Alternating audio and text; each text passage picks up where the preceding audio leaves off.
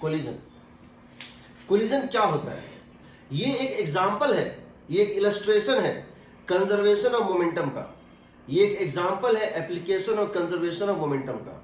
ठीक है, कोलिजन में क्या होता है कि दो चीजें आपस में टकराती हैं और उस प्रोसेस में सडन चेंज इन मोमेंटम और एनर्जी होता है। याद रखना, सडन चेंज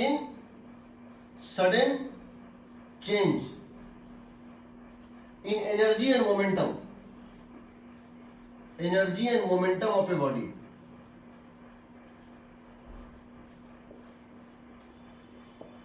इसमें बहुत ज्यादा फोर्स लगता है, इसको बोलते हैं इंपल्सिव फोर्सेस। क्या बोलते हैं? Impulsive forces. जैसे जब दो ट्रेन एक्सीडेंट करती है तो क्या होता है? जब दो ट्रेन का एक्सीडेंट होता है तो क्या होता है कि एक्सीडेंट के ठीक पहले इसकी स्पीड थी कि कुछ, इसकी स्पीड थी कुछ, जैसे टकराता है विद इन नो टाइम दोनों का वेलोसिटी खत्म हो जाता है, रुक जाता है। इसको कोलिजन बोलते हैं। एग्जाम्पल क्या है समझो, एग्जाम्पल क्या है? कोलिजन और accident of two vehicles, accident of two vehicles. दूसरा, जब एक बैट्समैन एक बॉल को हिट करता है, एक fast bowler, pace bowler bowling करता है और बैट्समैन उसको हिट करता है, तो बैट और बॉल का कांटेक्ट नेग्लिजिबल टाइम के लिए होता है। बैट और बॉल का कांटेक्ट नेग्लिजिबल टाइम के लिए होता है, उतने में उसकी वेलोसिटी बदल जाती है। ठीक, बैट्समैन हिटिंग ए बॉल। जब हम एक हैमर से किसी नेल को पंच करते हैं, तो हैमर से किसी नेल को पंच करते हैं, तो इसकी जो वेलोसिटी होती है, हैमर की जो होती है मोमेंटम, वो सडनली जीरो हो जाती है और वो पूरा मोमेंटम उसको ट्रांसफर हो जाता है। Hammer hitting a nail. उसी तरह से हम कह सकते हैं एक फुटबॉल रखा हुआ है और एक प्लेयर आता है उस फुटबॉल को हिट करता है। एक फुटबॉल रखा हुआ है और एक प्लेयर उस फुटबॉल को हिट करता है अपने लेग से। जब उसको फुट से हिट करता है, हिटिंग के ठीक पहले लेग इस तरह से चल रहा है, फुटबॉल रेस्ट पे है। जैसे इसको हिट करता है within no time means within microsecond और मिली सेकेंड, उसकी वेलोसिटी बॉल की जीरो से बढ़ के कुछ भी हो जाती है। उसको भी क्या बोलेंगे? कोलिजन बोलेंगे। Footballer kicking A ball.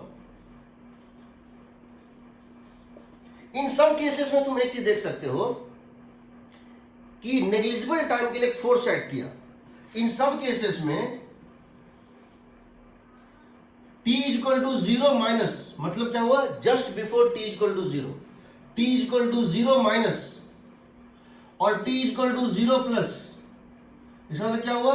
Just after t equal to zero, t equal to zero minus और t equal to zero plus.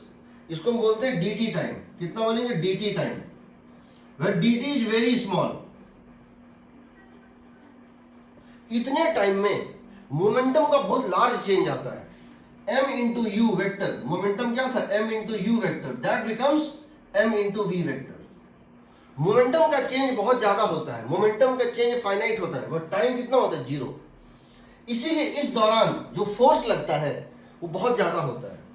Force is very large, force बहुत लार्ज होता है, टाइम बहुत स्मॉल होता है।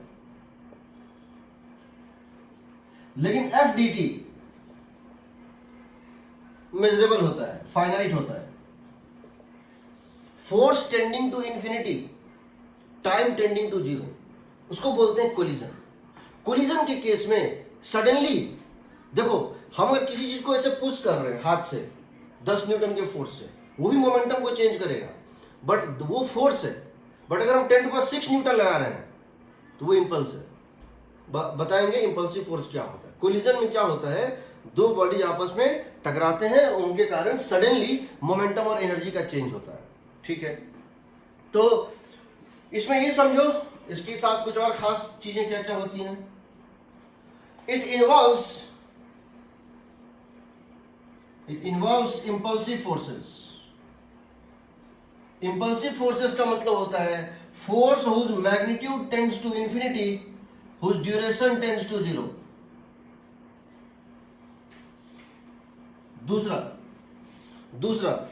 दूसरा इसमें जो खास बात होता है दैट इज मोमेंटम और एनर्जी का सडन चेंज होता है। Momentum and energy changes suddenly.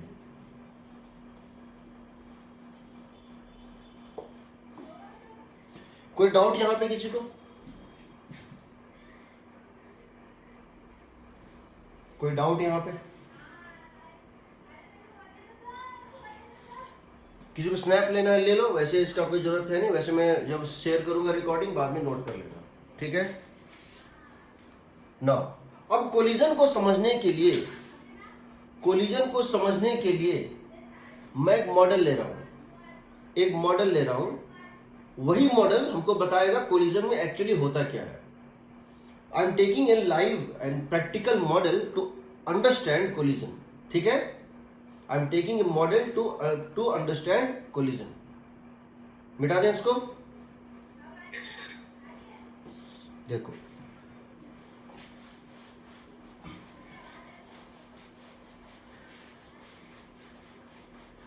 इस चैप्टर का सबसे बड़ा सबसे इंपॉर्टेंट टॉपिक यही है, सबसे ज्यादा क्वेश्चन भी इसी से रहता है, और जो तुम्हारा पूरा वर्कबुक है उसे मैं तो पहले ही बता चुका हूं 80% क्वेश्चन कोलिजन पे ही बेस्ड है। बट कोलिजन बहुत आसान चीज है, समझ लो, बहुत आसान चीज है। हालांकि अगर तुम सिर्फ न्यूमेरिकल बनवाना चाहो, अगर मैं ये चाहूँ कि तुम न्यूमेरिकल बना लो कोलिजन के, तो मेरे लिए एक स्टेप का काम है, एक फॉर्मूला लिखूंगा, सारा न्यूमेरिकल बन जाएगा।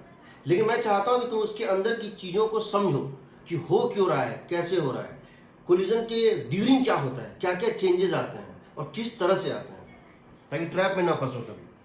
तो देखो प्रैक्टिकल मॉडल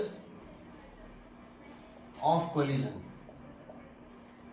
कोलिजन का प्रैक्टिकल मॉडल देखते हैं क्या होता है। Let us see what is the practical model of collision. तो हम ये कह रहे हैं, हम एक केस ले रहे हैं, क्या है इसमें, ये एक फ्रिक्शनलेस सरफेस है, ये एक फ्रिक्शनलेस सरफेस है, और इस पे एक ब्लॉक यू रहा, एक दूसरा ब्लॉक यहां पर है।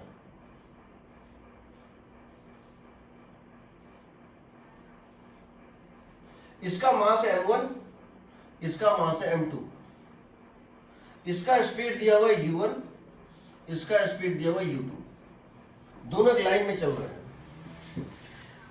एक ब्लॉक है m1, दूसरे का ब्लॉक का मास है m2, ठीक है, m1 और m2। इसकी वेलोसिटी है u2, इसकी है u1, u1 is greater than u2, u1 is greater than u2। तो क्या होगा, दोनों नजदीक जाएंगे, they would come closer, because इसकी स्पीड ज्यादा है, इसकी स्पीड कम है, they would come closer. Once this point, this block would touch this, ये कांस्टेंट स्पीड से चलता रहेगा, ये कांस्टेंट स्पीड से चलता रहेगा जब तक इसमें टच नहीं हो जाएगा। जैसे इसमें टच होगा, अब क्या होगा, स्प्रिंग दबना शुरू होगा, spring begins to compress. Agreed? ये स्टेज 1 था। Stage 2 is stage where this block and this block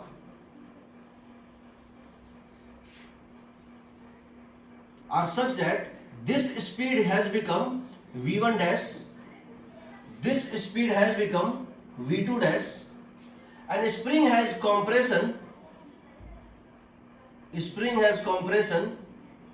x dash। Agreed? होगा? इसकी स्पीड थोड़ी सी, इसकी स्पीड चेंज होगी जब ये स्प्रिंग को टच करेगा। उसके बाद चूंकि इसकी स्पीड ज्यादा थी, both are trying to come closer, but बीच में स्प्रिंग है, स्प्रिंग दबेगा तो स्प्रिंग इसके ऊपर एक बैकवर्ड फोर्स लगाएगा, इसके ऊपर एक फॉरवर्ड फोर्स लगाएगा। तो ये बताओ, क्या v1 डैश u1 से कम होगी? क्या हम कह सकते हैं v1 dash is less than u1? क्योंकि इसके ऊपर फोर्स किधर ऐड किया, कंप्रेस स्प्रिंग में फोर्स किधर ऐड करता है, बाहर की तरफ, तो इसके ऊपर फोर्स ऐड किया लेफ्टवर्ड, स्पीड थी राइट वर्ड, तो उसकी स्पीड घटी ना, u1 हैव डिक्रीज और नॉट?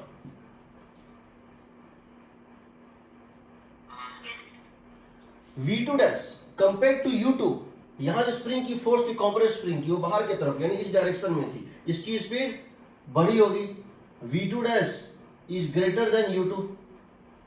तो हुआ क्या, समझो हुआ क्या, इसकी स्पीड जितनी थी, क्योंकि यहां पर एक स्प्रिंग कॉम्प्रेस स्प्रिंग फोर्स ऐसे लगाता है, कॉम्प्रेस स्प्रिंग फोर्स ऐसे लगाता है kx डैश, ये इंस्टेंटेनियस फोर्स है, इसके ऊपर फोर्स वेलोसिटी का अपोजिट है, ये वेलोसिटी घटेगी, इसकी ऊपर फोर्स वेलोसिटी के डायरेक्शन में, ये वेलोसिटी क्या होगी, बढ़ेगी। तो कंपेयर टू इनिशियल वेलोसिटी इसकी स्पीड थोड़ी बढ़ जाएगी और इसकी स्पीड थोड़ी घट जाएगी, यानी दिस हैज केम डाउन। समझो, इसका मतलब पहले ये था u1 वेलोसिटी और ये था मान लो u2 वेलोसिटी, पहले ये था u1 वेलोसिटी, ये था u2 वेलोसिटी। अब क्या हो गया, ये थोड़ा सा घट गया, ये थोड़ा सा घट के क्या हो गया v1 डैश, और ये थोड़ा सा बढ़ के क्या हो गया v2 डैश। इक्वल अमाउंट से नहीं बढ़ेगा, देखेंगे क्यों, मोमेंटम का चेंज इक्वल होगा। समझो, जितने अमाउंट से इसका मोमेंटम घटेगा उतने ही अमाउंट से इसका मोमेंटम बढ़ेगा, but momentum mass into delta velocity होता है, मोमेंटम का चेंज होता है मास इनटू डेल्टा यू। तो अगर इसकी मास m है, इसकी मास 2m है, तो अगर इसकी वेलोसिटी कुछ अमाउंट से घटेगी m मास की, 2m मास की वेलोसिटी उसके हाफ अमाउंट से बढ़ेगी, हम देखेंगे, क्योंकि m इंटू डेल्टा यू का सम जीरो आता है, डेल्टा यू का सम जीरो नहीं आएगा। समझो, जिसका मास ज्यादा है उसका मैग्नीट्यूड ऑफ चेंज कम होगा, जिसका मास कम है उसका मैग्नीट्यूड चेंज ज्यादा होता है, देखेंगे। तो ये आ गया v1 डैश v2 डैश। तो ये बताओ पहले दोनों के बीच में रिलेटिव वेलोसिटी क्या थी, u1 माइनस u2, यहां पर रिलेटिव वेलोसिटी क्या थी दोनों के बीच में, बताओ, u1 माइनस u2 थी,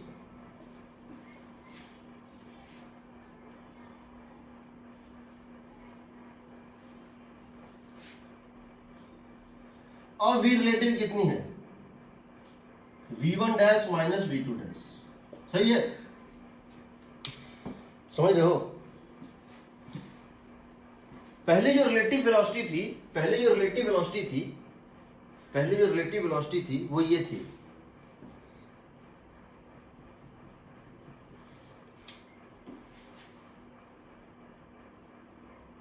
पहले जो रिलेटिव वेलोसिटी थी वो थी u1 माइनस u2, इसकी speed u1, both are coming closer at what rate, u1 minus u2। Now this is still this is greater, हम कह रहे हैं still this is greater, v2 dash is greater than v1 dash is greater than v2 dash, still v1 dash is greater than v2 dash. हालांकि जो u1 था वो decrease कर गया और जो u2 था वो इंक्रीज कर गया। देखो, u1 जो था वो डिक्रीज कर गया due to this force, u1 decrease कर गया, और u2 जो था वो due to this force increase कर गया, तो डिफरेंस तो डिक्रीज कर जाएगा ना। एग्रीड? Yes, sir. अब स्टेज 3 आएगा, अभी भी क्या हो रहा है, फोर्स बाहर की तरफ एक्ट कर रहा है, क्योंकि इसकी स्पीड अभी भी ज्यादा है, इसकी स्पीड अभी भी ज्यादा है, still they are coming closer, although the rate at which they are coming closer initially, शुरू में दोनों बहुत तेजी में नजदीक जा रहे थे, अब थोड़ा धीरे नजदीक जा रहे हैं, बट अभी भी दोनों नजदीक ही आ रहे हैं, क्योंकि ये स्पीड अभी भी ज्यादा है। एक समय आएगा जब दोनों स्पीड इक्वल हो जाएगा, एक समय आएगा जब दोनों स्पीड इक्वल हो जाएगा। Now A third stage comes when the two velocities becomes equal. A third stage comes when the velocities becomes equal. This is also v, this is also v. Velocities become equal. Velocities become equal. इसका मतलब क्या हो गया, v relative is 0, relative velocity क्या हो जाएगी, 0। इस समय स्प्रिंग में मैक्सिमम कंप्रेशन होगा, इस समय स्प्रिंग में कंप्रेशन मैक्सिमम होगा। Let this compression be equal to x not. इस समय स्प्रिंग में मैक्सिमम कंप्रेशन होगा। इस समय तक पीछे वाले की स्पीड ज्यादा थी, इस समय तक यहां से लेके यहां तक पीछे वाले की स्पीड भले डिक्रीज कर रही थी, आगे वाले की भले इंक्रीज कर रही थी, बट किसी मोमेंट पे इसकी स्पीड इससे ज्यादा थी, सो दे आर कमिंग क्लोजर। इस मोमेंट के बाद अभी भी फोर्स एक्ट कर रहा है, कॉम्प्रेस स्प्रिंग है, कॉम्प्रेस स्प्रिंग में फोर्स कैसे एक्ट करेगा, इस पे आउटर, इस पे भी आउटर करेगा ना, kx0।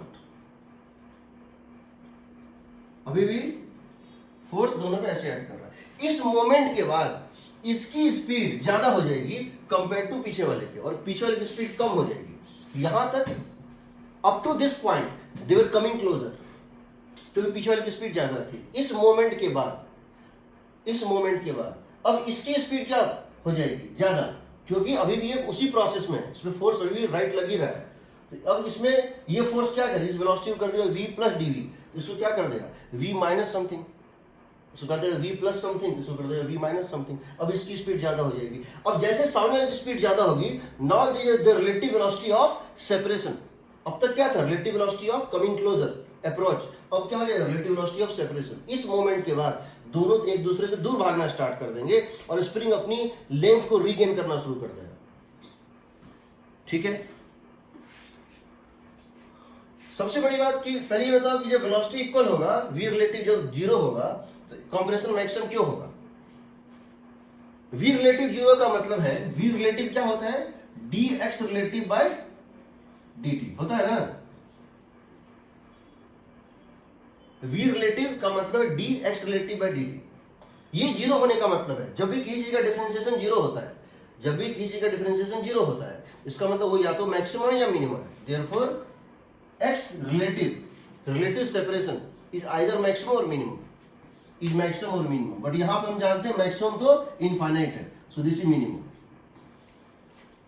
ये होता है मैक्सिमम कंप्रेशन, हो गया। अब ये क्या करेगा, इस मोमेंट के बाद इसको बोलते हैं कंप्रेशन स्टेज, यहां से यहां तक को क्या बोलते हैं, कंप्रेशन स्टेज। अब होगा रिलैक्सेशन स्टेज, अब यहां के बाद स्प्रिंग अपना शेप रीगेन करना शुरू करेगा। फिर एक टाइम ले लेते हैं, कौन सा, हाँ सर, ये थर्ड स्टेज में सर, ये अपना x रिलेटिव मैक्सिमम इंफिनिटी क्यों हो जाएगा, मैक्सिमम इंफिनिटी क्यों हो जाएगा। इसका दो कारण है। एक तो ये कितने पहले हो रहा था, यहां से स्टार्ट किया, उसके पीछे जाते जाओ, जितना पीछे जाओगे ये उतना दूर से था ना। दूसरा, अभी देखना कोलिजन के लास्ट स्टेज में इसकी स्पीड ज्यादा हो जाएगी, देखो कैसे होगा। तीसरा, चौथा देखो, फिर सब ये इस मोमेंट के बाद हम कह सकते हैं आफ्टर दिस मोमेंट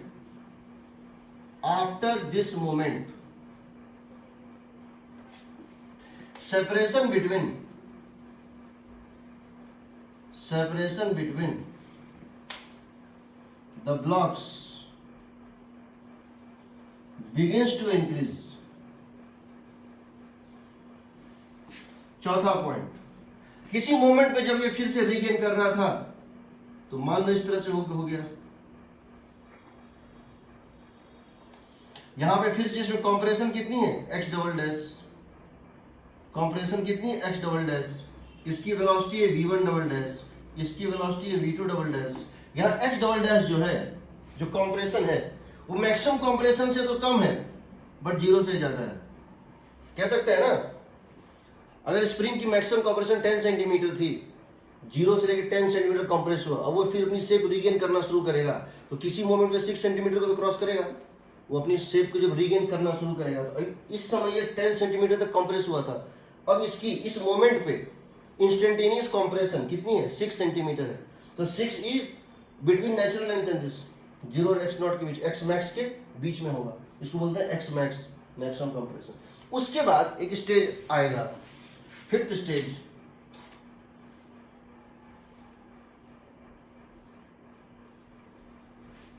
यहां पे v2 double dash is more than, यहां तक यहां पे v2 double dash is more than v1 double dash, दोनों अभी सेपरेट हो रहे हैं। एक ऐसा स्टेज आएगा कि पहला वाला पीछे छूट जाएगा, स्प्रिंग अपना नेचुरल लेंथ गेन कर लेगा, ये मास पीछे छूट जाएगा, इसकी स्पीड क्या रह जाएगी, v1, और इसकी स्पीड क्या हो जाएगी, v2, और ये इसमें कंप्रेशन एलोंगेशन नहीं रहेगा, this would gain the natural length ये गेन कर चुका होगा। ठीक है, ये फिर सेपरेट हो जाएंगे दोनों। ठीक है, और V2 चूंकि ग्रेटर है, V2 is greater than V1, both are going to separate, and after that the separation becomes increasingly continuously up to infinity. इसके बाद इनकी सेपरेशन बढ़ती ही चली जाएगी। एग्रीड? Yes sir. अब ये बताओ, तुम बोलोगे सर ये मॉडल ऑफ कोलिजन कैसे है? मॉडल ऑफ कोलिजन कैसे है? How is this the model of collision? मैं बताता हूँ मॉडल ऑफ कोलिजन क्यों है। जब भी कोई दो बॉल, फुटबॉल को दो बैलून ले लो या दो बॉल ले लो और दो फुटबॉल को आपस में एयर में कोलाइड कर दो, उसको एक वीडियोग्राफी करो, हाई रिजोल्यूशन वीडियोग्राफी, फिर उसको बहुत स्लो मोशन में चलाओ, तो तुम पाओगे कि जब वो दोनों कोलाइड कर रहा था, बॉल दीवार के साथ हो या इसमें हो, आपस में हो, तो एक बॉल इस तरह से था, या एक वॉल पे क्या करो, एक वॉल के ऊपर क्या करो, एक बॉल को कोलाइड करो, एक प्लास्टिक बॉल एक रबर बॉल को थ्रो करो, वो बॉल से रिबाउंड करेगा। तो रिबाउंड कैसे करता है? कोलिजन के ठीक पहले वो जा रहा था v स्पीड से, कोलिजन के ठीक बाद वो आएगा -v स्पीड से। ये sudden change from +v to -v जो हुआ, मोमेंटम +mv से -mv, वो दिखने में लगता है सडन है, बट होता क्या है, बॉल पहले आता है इस तरह से, ऐसे करके जाता है, उसके बाद बॉल यहां पर थोड़ा सा ऐसे करके कंप्रेस्ड होता है, ये थोड़ा चिपटा हो जाता है यहां पे, उसके लिए और थोड़ा कंप्रेस होता है ऐसे करके,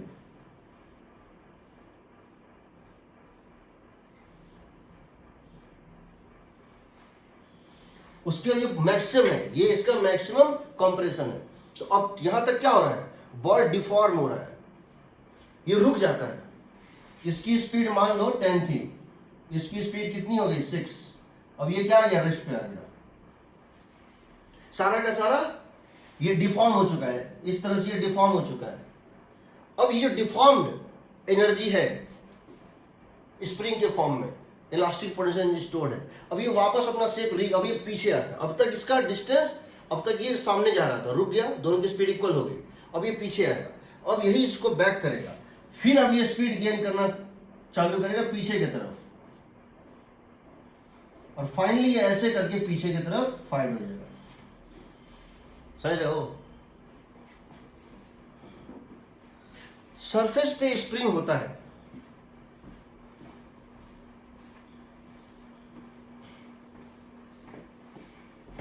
मैं घर पे नहीं हूं, मेरे पास सारे मॉडल्स अभी है नहीं, आज मैं दूसरी जगह हूं, ठीक है।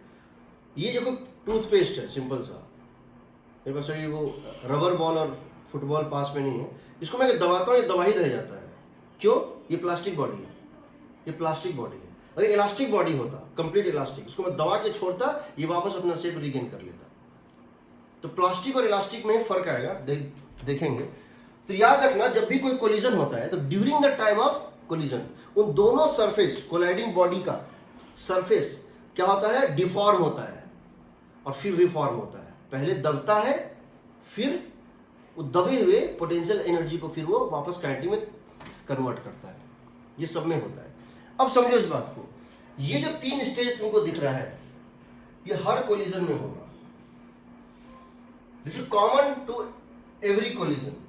स्टेज 1, स्टेज 2 और स्टेज 3 जो होता है वो होता है common stages for any collision. दबने तक का प्रोसेस कॉमन होता है, दबने तक का प्रोसेस, मैक्सिमम कंप्रेशन तक का प्रोसेस कॉमन होता है। यहां के बाद डिफरेंस आता है। क्या डिफरेंस आता है? जिसमें ये स्प्रिंग दबा और दबा ही रह गया, जिसमें ये स्प्रिंग दबा और ये हाफ के x0 स्क्वायर, ये जो स्प्रिंग दबा वो दबा ही रह गया, डिफॉर्म हो गया, रिफॉर्म नहीं हो पाया, कंप्रेस हो गया, वह नेचुरल लेंथ गेन नहीं कर पाया। जैसा डिफॉर्म हो गया मैक्सिमम, वही हमेशा के लिए मेंटेन रहेगा। जो यहां स्टेज आ गया उसके बाद कोई चेंज नहीं है, यही स्टेज हमेशा के लिए मेंटेन हो गया। इसको बोलते हैं परफेक्टली इन इलास्टिक कोलिजन। क्या बोलते हैं? Perfectly in elastic collision. This is a final stage of perfectly in elastic collision. Perfectly in elastic collision, ये बताएंगे क्या होता है, but perfectly in elastic collision में यही इसका फाइनल स्टेट होता है, फॉरएवर यही इसका फाइनल स्टेट होता है। यानी दोनों बॉडीज के बीच में फाइनली रिलेटिव वेलोसिटी क्या हो जाएगा? 0। दोनों वेलोसिटी क्या होगा? एक दूसरे से चिपक जाते हैं, एक तरह से साथ चलने लगते हैं। इसको बोलते हैं परफेक्टली इनइलास्टिक कोलिजन। दूसरा, अगर ये कंप्लीटली अपना शेप रीगेन कर ले, 10 सेंटीमीटर कंप्रेस हुआ, 10 सेंटीमीटर कंप्रेस हुआ मैक्सिमम, और वापस पूरा का पूरा 10 ये वापस रीगेन कर ले, नेचुरल लेंथ में चला जाए। जितना कंप्रेस हुआ, जैसा स्प्रिंग पहले था नेचुरल लेंथ में, उसी स्प्रिंग में वापस आ जाए। इसको बोलते हैं परफेक्टली इलास्टिक कोलिजन। इसको क्या बोलते हैं? इसको बोलते हैं perfectly elastic collision.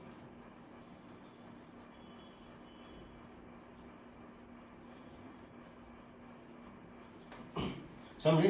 10 centimetre compress हुआ और वापस 10 सेंटीमीटर अपना शेप वापस रीगेन करके जैसा स्टेट शुरू में था कोलिजन के पहले, उसी स्टेट में स्प्रिंग वापस आ जाए, इसको बोलते हैं परफेक्टली इलास्टिक कोलिजन। अगर इनके बीच का कुछ हो, इनके बीच का कुछ हो, यानी 10 सेंटीमीटर कंप्रेस हुआ था, यहां तक 10 सेंटीमीटर कंप्रेस हुआ एट द मैक्सिमम कंप्रेशन, जब वेलोसिटी कॉमन हो गई, लेकिन उसके बाद जब ये अपना शेप रीगेन करना शुरू किया तो कंप्रेस तो 10 सेंटीमीटर हुआ था, बट रीगेन 4 ही सेंटीमीटर कर पाया। कंप्रेस तो 10 सेंटीमीटर हुआ था, रीगेन सिर्फ 4 सेंटीमीटर कर पाया, 6 सेंटीमीटर उसमें दबाई रह गया। तो ना तो ऐसा हुआ कि बिल्कुल, इन दोनों के बीच का केस है। इसमें क्या होता है? पूरा का पूरा रीगेन होता है। इसमें क्या होता है? बिल्कुल रीगेन नहीं होता। इसमें क्या होता है? Partially regain. अगर ये इसका लास्ट स्टेज है, ये इसका लास्ट स्टेज है, इसको क्या बोलते हैं? Partially elastic collision. क्या बोलेंगे? इसको बोलेंगे पार्शियली इलास्टिक या partially inelastic collision. Partially elastic collision. अभी हम देखेंगे तीनों में फर्क क्या होता है। First stage, second stage, third stage common होता है। थर्ड स्टेज ही, अगर थर्ड स्टेज के बाद कोई चेंज नहीं आया, perfectly inelastic collision. Third stage के बाद पार्शियल चेंज आया, ना तो पूरा रीगेन ही कर पाया, ना तो पूरा ये जो है, ना तो नेचुरल लेंथ में पहुंच पाया, और ना ही मैक्सिमम कंप्रेशन पे रहा, बीच का कुछ पार्शियली रीगेन किया, तो उसको क्या बोलेंगे? Partially elastic collision. और इसको बोलेंगे परफेक्टली इलास्टिक कोलिजन, अगर पूरा रीगेन कर लेता है तो। ठीक है, अब मुझे ये बताओ, अगर हम इन तीनों को spring plus block plus this, तीनों को सिस्टम मान लें, स्प्रिंग प्लस 2 ब्लॉक्स, तो क्या इसके ऊपर नेट एक्सटर्नल फोर्स 0 है? ऑलवेज। हाँ बताओ।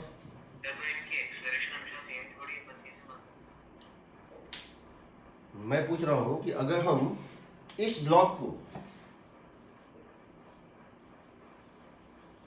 इस स्प्रिंग, इस ब्लॉक को, M1 को, M2 को और स्प्रिंग को, अगर मैं सिस्टम मान लूं, M1 plus M2 plus spring को सिस्टम मान लो, तो क्या हर इंस्टेंट पे इस पे नेट फोर्स 0 है? इस पूरे सिस्टम पे नेट फोर्स 0 है। Yes, sir.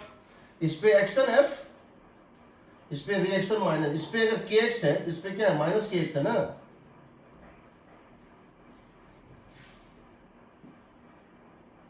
है ना जी? हाँ, न्यूटन लॉज में, न्यूटन लॉज में। इसमें बताओ, अगर हम इन तीनों का सिस्टम मान लें तो इसके पूरे सिस्टम पे सारे फोर्स निकाल दो, एक्सटर्नल इंटरनल सारे। M1G यहाँ, नॉर्मल N1 यहाँ, M2G यहाँ, N2 यहाँ। किसी इंस्टेंट पे अगर इंस्टेंटेनियस कंप्रेशन x है, किसी इंस्टेंट पे अगर इंस्टेंटेनियस कंप्रेशन x है, इस पे फोर्स kx, इस पे फोर्स माइनस kx। एग्रीड?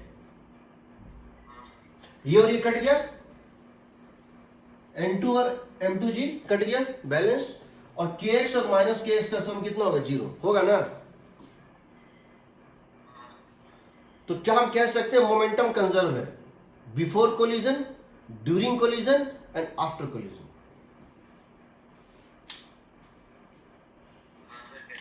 कह सकते हैं ना। किस टाइप के कोलिजन में? इलास्टिक, इनइलास्टिक, पार्शियल इलास्टिक या सब में? सब में। मोमेंटम कंजर्वेशन सब में लगेगा, किसी भी टाइप का कोलिजन हो, मोमेंटम कंजर्वेशन सब में लगेगा, याद रखना। ठीक है, अब मैं इक्वेशन लिख रहा हूं। अब मैं इक्वेशन लिख रहा हूँ और बता रहा हूँ क्या होगा। मुझे सब याद है। फर्स्ट स्टेज मैंने u1 u2 लिया था, सेकंड में v1 डैश v2 डैश लिया था, थर्ड में v और v लिया था common x not, v double dash v1 double dash v2 double dash x double dash और फिर v1 v2 और 0। ठीक, मैं अब उसका इक्वेशन लिख रहा हूँ, देखना क्या होगा। यहाँ किसी को डाउट है? अब मैं इसका इक्वेशन लिख रहा हूँ।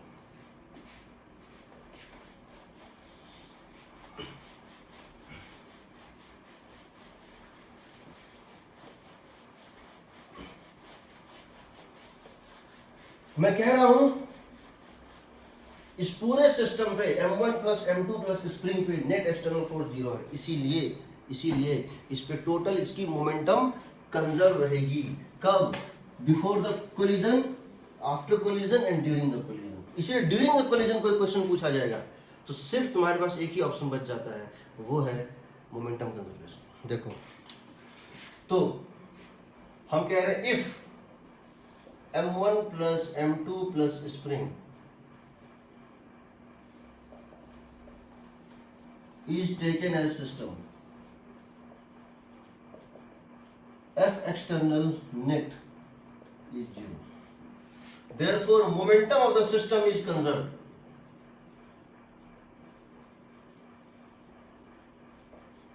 इसका मतलब क्या हुआ?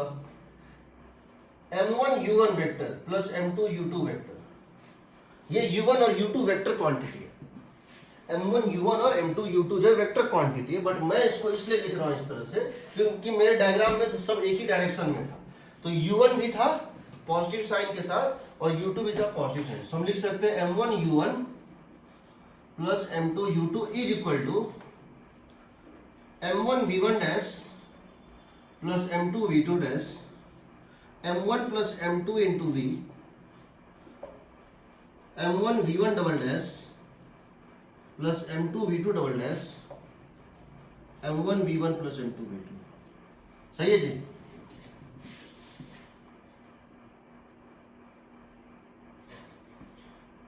ये क्या है? Momentum before collision. ये क्या है? Momentum after collision. और ये तीनों क्या है? Momentum when the collision is going on, है ना? मोमेंटम कभी भी याद रखना, energy can be created, it can be destroyed.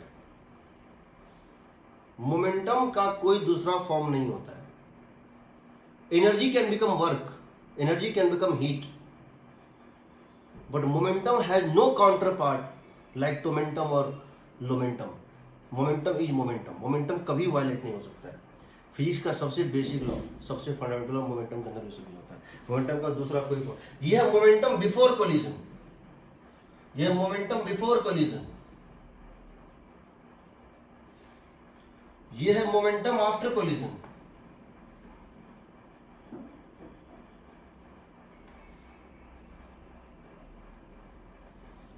यह momentum during collision. irrespective of the type of collision, irrespective of the type of collision, valid for all collisions, valid for any type of collision।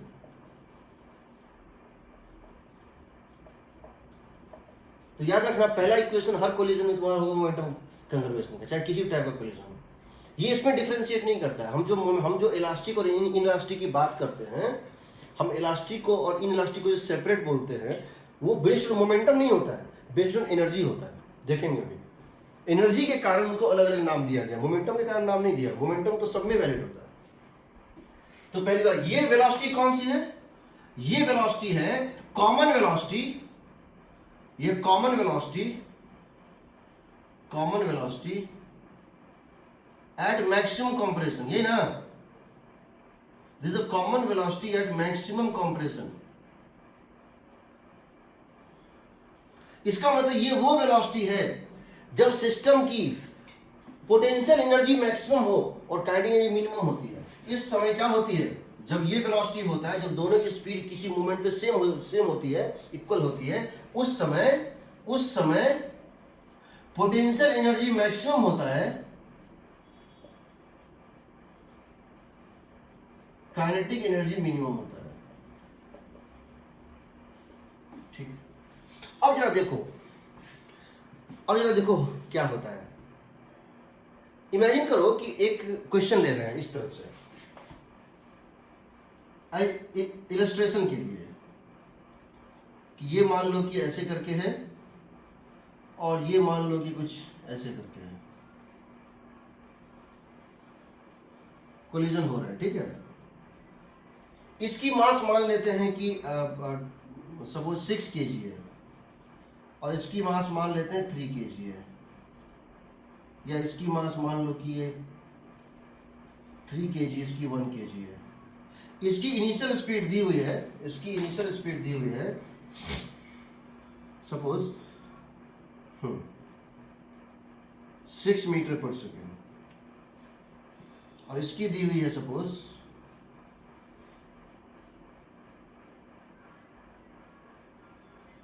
3 metre per second, ठीक है। ये ऐसे करके दोनों आ रहे थे। अब ये बताओ कुछ देर के बाद क्या होगा, जब कांटेक्ट में होंगे तुम देखोगे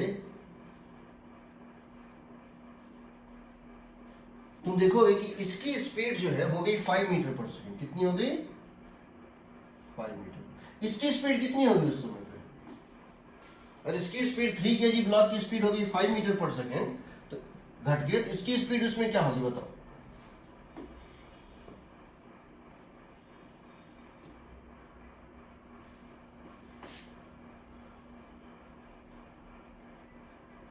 कैसे निकालोगे? 3 into 6 m1 u1 plus 1 into 3 कितना हो गया? 6 मीटर पर सेकंड हो गया। कितना? 6 मीटर पर सेकंड। एक चीज गौर करो, इसकी वेलोसिटी कितने से घटी? 1 से। इसकी वेलोसिटी कितने से बढ़ गई? 3 से। क्यों? जो इसकी मास है उसकी 1/3 मास इसकी है, समझ रहे हो? इसकी वेलोसिटी, इसकी मोमेंटम कितने से घटी बताओ? इसकी इनिशियल मोमेंटम क्या थी? 18 थी। इसकी मोमेंटम क्या है? 15। तो इस सिस्टम की मोमेंटम, इस ब्लॉक की मोमेंटम कितने से घटी? 3 से घटी ना। 18 हैज बिकम 15 3 से। तो इसकी मोमेंटम बढ़नी चाहिए 3 से। इसकी मोमेंटम 3 से बढ़ाना है, इसकी स्पीड को बढ़ाना पड़ेगा कितना से? 3 से। तो 3 में 3 बढ़ा दिया, कितना हो गया? 6 हो गया। तो समझो, जिसकी मास कम है, एक का इंक्रीज करेगा दूसरे का डिक्रीज करेगा, ये श्योर है। एक का डिक्रीज करेगा दूसरे का इंक्रीज करेगा, लेकिन कंपेंसेट वेलोसिटी नहीं होगा, कंपेंसेट मोमेंटम होगा। कंपेंसेट मोमेंटम होगा। जितना मोमेंटम एक का घटेगा उतना ही मोमेंटम दूसरे का बढ़ेगा। इसलिए अगर इसकी मास, इसकी वेलोसिटी अगर v से घटेगी तो इसकी वेलोसिटी 3v से बढ़ेगी। अभी भी स्पीड इक्वल तो नहीं हुआ है ना? अच्छा, इक्वल तो पार कर चुका है, ठीक है, ठीक है। और यहाँ पे अगर हम तुझसे पूछना चाहते हैं मैक्सिमम कंप्रेशन वगैरह क्या होगा, निकाल सकते हो। अब देखो, अगर हम इस क्वेश्चन में तुमसे कभी भी ड्यूरिंग द कोलिजन कुछ पूछें तो तुम मोमेंटम कहीं भी लगा सकते हो, बिफोर, आफ्टर, ड्यूरिंग। पहली बात। दूसरी बात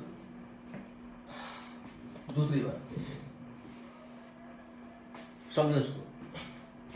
अगर मैं इस टाइप से ग्राफ प्लॉट करूं टाइम और वेलोसिटी के बीच में, वेलोसिटी और टाइम, यहां मैं क्या ले रहा हूं? टाइम ले रहा हूं। इस पे मैं टाइम ले रहा हूं, ठीक है।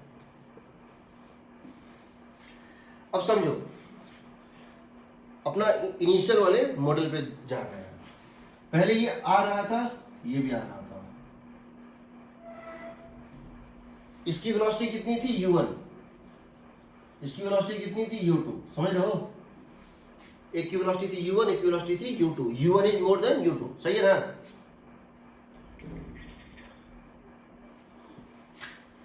Now they came in contact at this time.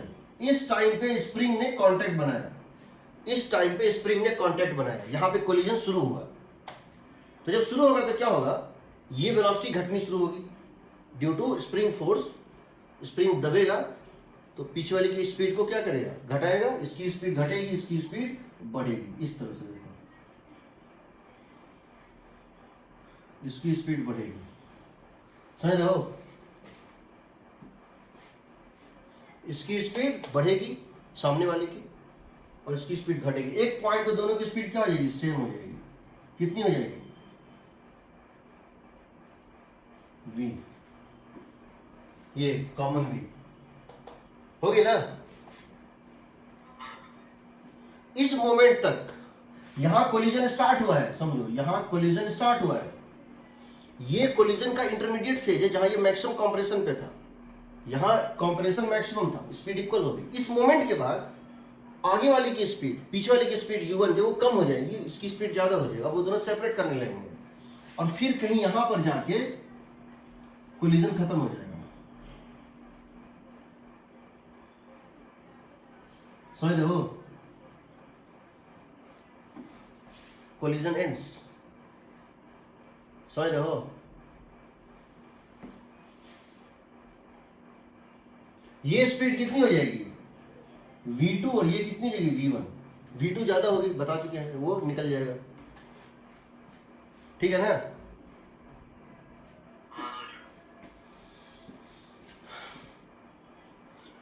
m1u1 plus m2u2 is m1 plus m2 into v। हमने यहाँ स्टेज 1 लिया था, याद होगा, हमने यहाँ स्टेज 1 लिया था। कोलिजन के पहले वाले को हमने कहा था स्टेज 1, हमने इस पॉइंट को कहा था स्टेज 1, हमने इस पॉइंट को मैक्सिमम कंप्रेशन से पहले बोला था स्टेज 2, हमने इस पॉइंट को बोला था स्टेज 1 और मैक्सिमम कंप्रेशन से पहले वाले इस स्टेज को बोला था स्टेज 2। जब मैक्सिमम कंप्रेशन हुआ था बोला था स्टेज 3, फिर जो रिलैक्स हो रहा था पर सेपरेट नहीं हुआ था नेचुरल एंड से पहले स्टेज 4, और जब फिर जब सेपरेट हो गया तो हमने इसका नाम क्या दिया था, स्टेज 5 दिया था ना। हम यहां पर देखो, ये जो वेलोसिटी u1 है और ये कहां तक आ गया, v1 तक आ गया ना। u1 कहां से घटती है, देखो कोलिजन के पहले u1 कितना था, स्पीड था u1, इसकी स्पीड क्या हो गई, v1। तो डेल्टा u, पहले वाले की स्पीड कितनी डिक्रीज की टोटल, इसको बोलते हो डेल्टा, इसको क्या बोलोगे, इसको बोलोगे तुम u1 माइनस u2 बोलोगे ना, u1 माइनस v1। पहले वाले की स्पीड कितनी डिक्रीज कर गई, u1 से घट के कितनी होगी, v1, और दूसरे वाले की स्पीड बढ़ के कहां से कहां पहुंच गई बताओ। इनिशियल था, इनिशियल कितना था स्पीड इसका, u2, अब कितना हो गया v2। तो ये कितना चेंज हो गया, v2 माइनस u2 होगा ना। तुम जानते हो, तुम फर्स्ट और लास्ट को इक्वेट कर दो, m1u1 तुम जानते हो कि m1u1 plus m2u2 is m1v1 plus m2v2। यहां तुम जानते हो कि m1 into u1 minus u2, m1 into u1 minus u2 और u2 minus u1, m1 into u2 minus u1, m1 into u2 minus u1 plus m2 into u2 minus m1 into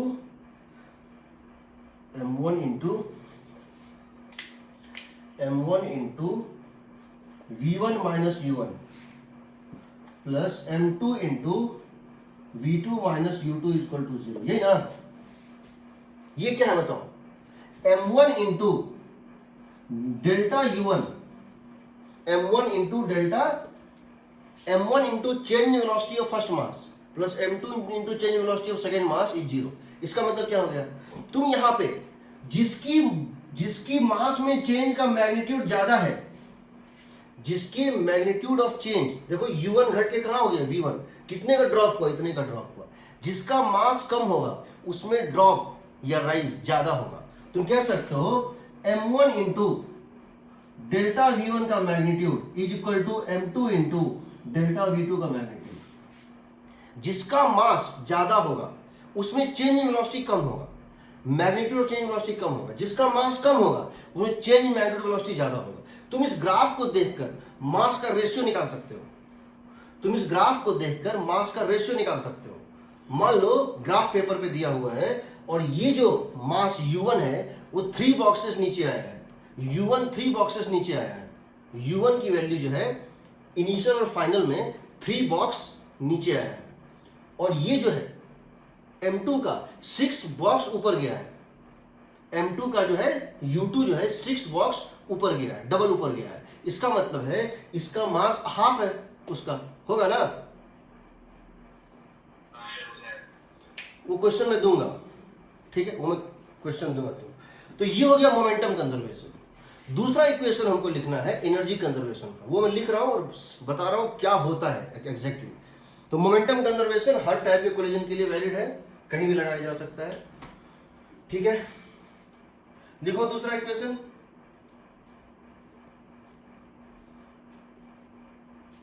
so momentum is conserved before collision, after collision and during collision, ठीक। Momentum पूरे process में कहीं भी vanish नहीं होता है, कहीं भी दूसरे फॉर्म में कन्वर्ट नहीं होता है, ठीक।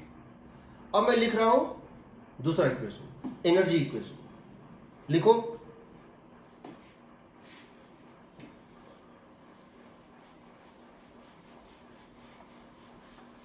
मैं फिर से बता रहा हूं, न्यूमेरिकल बनाना बहुत आसान है। मैं एक तुमको प्रोसेस बताऊंगा, उससे बनाओगे सारे न्यूमेरिकल बन जाएंगे।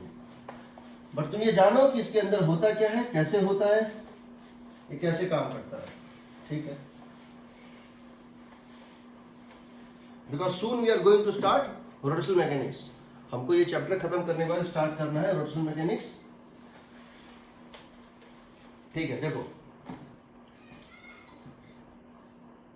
हाँ,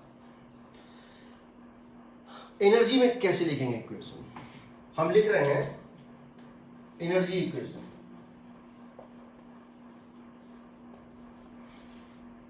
हम लिख रहे हैं एनर्जी इक्वेशन। पहले उसको लिख लेते हैं, बाद में देखेंगे क्या क्या इसमें चीजें हुई थी, कैसे कैसे होता है। एनर्जी इक्वेशन देखते हैं। एनर्जी इक्वेशन बिफोर कोलिजन क्या था? Half m1 u1 square plus half m2 u2 square plus 0। Potential energy कोई स्टोर था नहीं, स्प्रिंग क्या था, नेचुरल स्टेट में था। इसके बाद क्या हो जाएगा? Half m1 v1 dash square plus half m2 v2 dash square plus half k x dash square. तीसरा, हाफ m1 प्लस m2, दोनों की स्पीड इक्वल हो चुकी है, कितनी? v, जो हमने निकाला था m1 u1 plus m2 u2 equal to, ये कॉमन वेलोसिटी है दोनों की, एक समय दोनों जब मैक्सिमम कंप्रेशन था, plus half k x max square. ये मैक्सिमम स्टेज था, ये स्टेज 1 बिफोर कोलिजन, थोड़ा सा कंप्रेस हुआ था तब, मैक्सिमम कंप्रेशन हुआ तब जब वेलोसिटी हो गई इक्वल।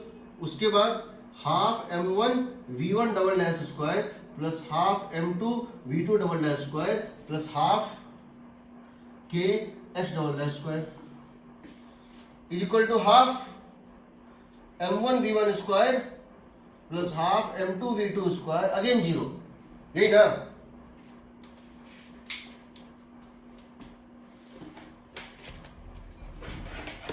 सही है जी? अब ये तो स्टेज कॉमन था तीनों के लिए, यहां तक तो तीनों आएगा। देखो, होना तो यही चाहिए था, होना तो यही चाहिए था। कंप्रेस हुआ, पोटेंशियल एनर्जी स्टोर हुआ, बट ये पोटेंशियल एनर्जी का स्टोरेज टेम्पोररी है। For the time being kinetic energy has converted, this is entire kinetic energy, some of the kinetic energy has been converted to potential and later on this potential is again reconverted into kinetic। तो अगर ये inelastic collision है, अगर ये inelastic collision है, for perfectly inelastic collision, perfectly inelastic collision, this half k x max square, half k x max square जो compress तो हुआ, it becomes heat, becomes heat, heat या लाइट या sound, any non mechanical form, non mechanical, इसका मतलब है ये वापस काइनेटिक में कन्वर्ट नहीं हो पाता है। So this loss, So kinetic energy decreases. Kinetic energy of system permanently decreases. Permanently decreases by this amount. क्योंकि ये एनर्जी वापस फिर कभी काइनेटिक में रिकन्वर्ट नहीं हो पाता है। तो इनिशियली मान लो काइनेटिक थी 10 जूल, टोटल काइनेटिक थी 10 जूल, यहां पर ये हो गया, मान लो सपोज ये 10 था, ये है 6 जूल, ये है 4 जूल, ये 4 जूल लॉस हो गया तो लॉस ही हो गया। यानी सिस्टम की काइनेटिक एनर्जी 4 जूल से हमेशा के लिए कम हो जाती है, वो फिर वापस रिट्रीव नहीं होता है। उसमें क्या बोलते हैं, it becomes heat, light and sound. So kinetic energy system permanently decrease by this, वो फिर रिट्रीव नहीं हो पाता है, इसलिए हम कहते हैं काइनेटिक एनर्जी डिक्रीजेस। क्या बोलते हैं, kinetic energy decreases. Perfectly elastic collision में क्या होता है देखो, और ये फुल्ली अपने शेप को रीगेन कर ले कंप्लीटली, ये पोटेंशियल एनर्जी फुल्ली वापस क्या हो जाए, काइनेटिक में कन्वर्ट हो जाए। तो हम इसको बोलते हैं for perfectly elastic collision, for perfectly elastic collision half k x max square is regained again in the form of kinetic energy of system. यानी इसमें जो काइनेटिक एनर्जी ऑफ सिस्टम का लॉस हुआ था बीच में, जो काइनेटिक एनर्जी घटा था, क्योंकि यहां पर काइनेटिक एनर्जी का ही कुछ पार्ट काइनेटिक में और कुछ पार्ट पोटेंशियल में था। ये जो दिख रहा था इतना अमाउंट से काइनेटिक एनर्जी घट रहा है, ये टेम्पोररी लॉस था, परमानेंट लॉस नहीं था। तो therefore half k x max square is temporary loss in kinetic energy, that is again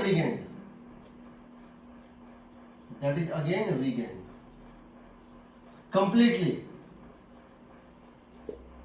लेकिन इसमें क्या होता है कि अगर मान लो इसमें 4 जूल का लॉस हुआ था, मैक्सिमम जो पोटेंशियल एनर्जी था वो 4 जूल था, इस 4 जूल में से हो सकता है कि 3 जूल, ये 3 जूल वापस रीगेन कर लिया, बट 1 जूल हीट बन गया। इसमें से पार्शली मतलब इसका कुछ पार्ट वापस काइनेटिक में भी कन्वर्ट हुआ और कुछ पार्ट हीट में भी कन्वर्ट हुआ। इन इलास्टिक में क्या हुआ, ये पूरा का पूरा हीट बन गया। इलास्टिक में क्या हुआ, ये पूरा का पूरा काइनेटिक बन गया। बट पार्शली इलास्टिक में इसका कुछ पार्ट हीट बन गया और कुछ काइनेटिक बन गया। सो इसमें क्या होता है, पार्शली में क्या होता है, पार्शली इलास्टिक में क्या होता है, some part of half k x max square becomes kinetic energy and some becomes heat। ठीक है, इसका मतलब ये हुआ सबसे ज्यादा जो हीट प्रोड्यूस होगा वो इन इलास्टिक कोलिजन में होगा। ये पूरा इतना, ये पूरा हीट बन जाएगा।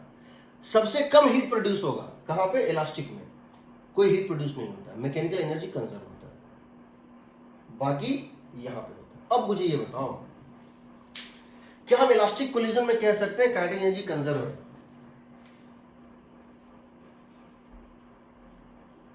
क्या इलास्टिक कोलिजन में क्या हम क्या क्या क्या कहेंगे, इलास्टिक कोलिजन में क्या होता है, इलास्टिक कोलिजन में क्या होता है? क्या kinetic energy through out the process conserve रहता है?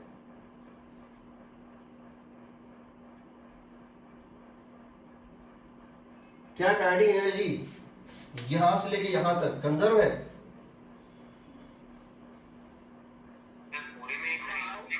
पूरे में कंजर्व नहीं है। तो kinetic energy initial is kinetic energy final, kinetic energy initially kinetic energy final, but during the collision kinetic energy less than this, होगा ना? Yes sir. तो किसी बुक में दिख जाए काइनेटिक एनर्जी कंजर्व होता है इलास्टिक कोलिजन में, तो गलत है। काइनेटिक एनर्जी इनिशियल और फाइनल सेम जरूर होता है, वो लॉस होता है फिर रीगेन हो जाता है। ठीक, इन elastic collision, perfectly in elastic collision kinetic energy initial से कम होता है, घटते जाता है काइनेटिक एनर्जी ड्यूरिंग और फाइनली काइनेटिक एनर्जी आफ्टर सबसे कम होता है, होगा ना, काइनेटिक एनर्जी घटते ही चला जाता है। काइनेटिक एनर्जी इनिशियल और काइनेटिक एनर्जी फाइनल में काइनेटिक की बात कर रहा हूँ। काइनेटिक एनर्जी फाइनल क्या होता है, कम होता है। काइनेटिक एनर्जी फाइनल क्या होता है, कम होता है, क्योंकि कुछ इनिशियल काइनेटिक का ही कुछ पार्ट हीट बनाया। और जब ये यहाँ बीच में था तो मैक्सिमम कंप्रेशन नहीं था, बट तब भी था, होगा ना।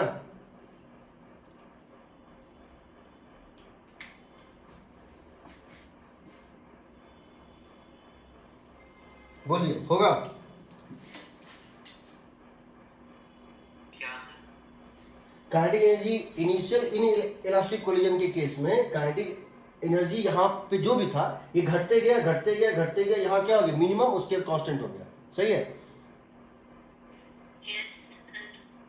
यानी काइनेटिक एनर्जी इनिशियल जो था वो डिक्रीज किया ड्यूरिंग द कोलिजन, वो कुछ कम हुआ और फाइनली सबसे कम हो गया, कांस्टेंट हो गया। ठीक, अब देखो यहाँ मैं कुछ तुमसे स्टेटमेंट पूछ रहा हूँ, मुझे इसके बनाना ट्रू या false. In elastic collision, in the case of elastic collision, energy is conserved.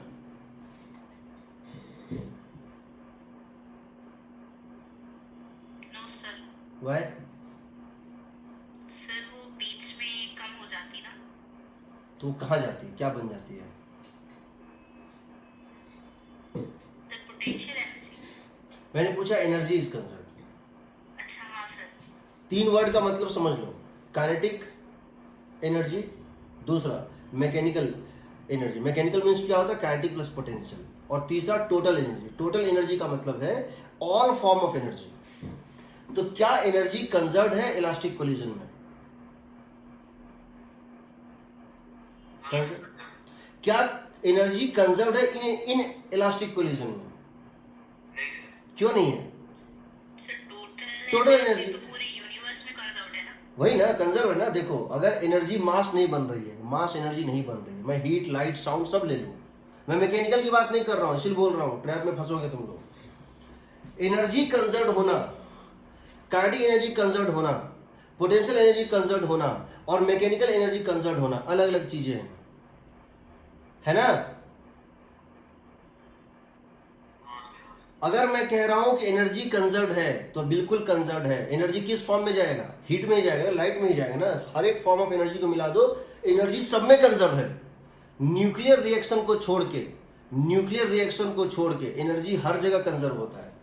तो एनर्जी हमें हमेशा कंजर्व है, पहला। दूसरा, क्या काइनेटिक एनर्जी कंजर्व्ड है इलास्टिक कोलिजन, इन इलास्टिक और पार्शियल इलास्टिक में थ्रू आउट द प्रोसेस? किसी में कंजर्व है काइनेटिक एनर्जी? No sir. किसी में कंजर्व नहीं है। क्या पोटेंशियल एनर्जी इनिशियल फाइनल और ड्यूरिंग किसी में कंजर्व है? पोटेंशियल एनर्जी क्या कंजर्व है बिफोर, आफ्टर एंड ड्यूरिंग? किसी में, Yes, sir. किसी में कंजर्व नहीं है।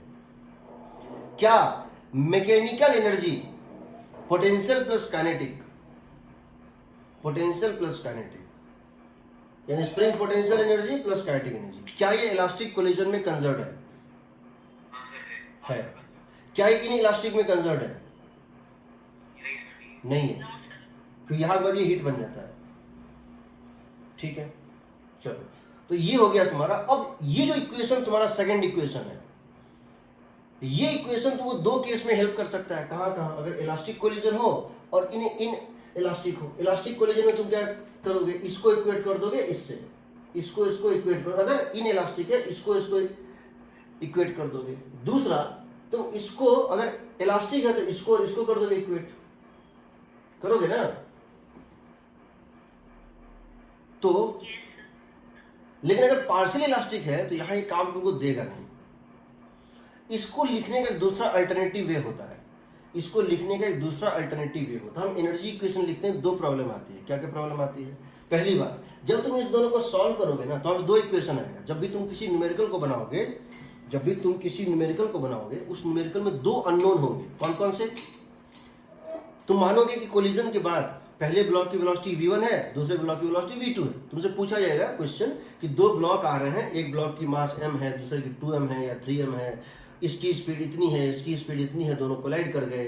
कोलिजन के टाइम में इलास्टिक कोलिजन है या इनइलास्टिक कोलिजन है या फिर पार्शियली जो है इलास्टिक कोलिजन है।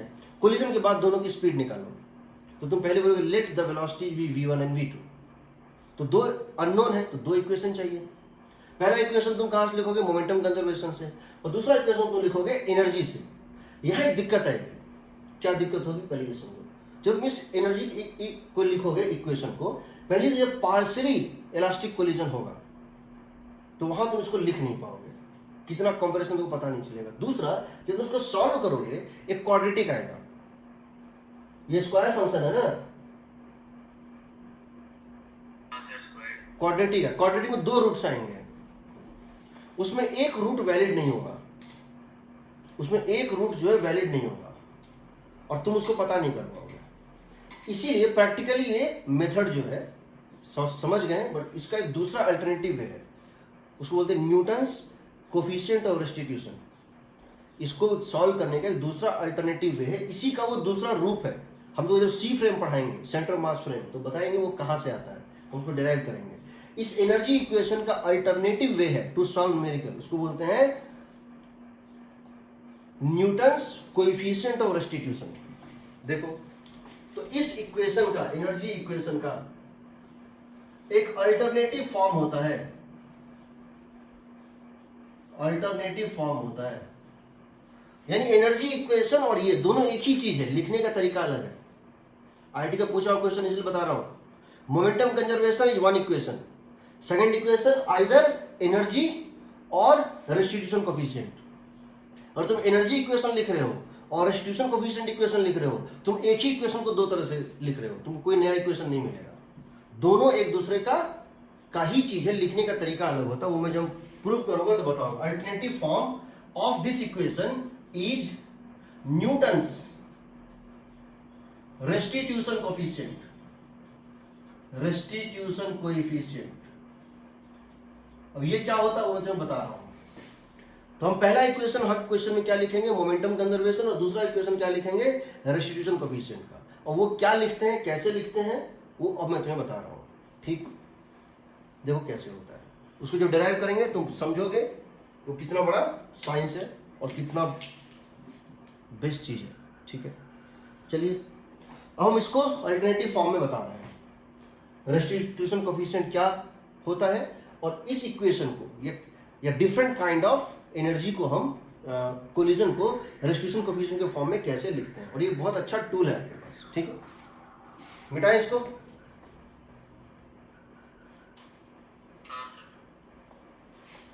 देखिए,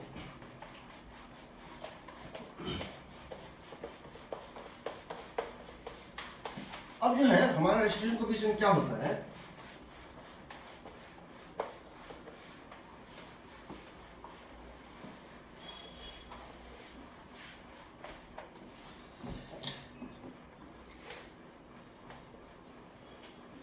तो alternative form of energy equation होता है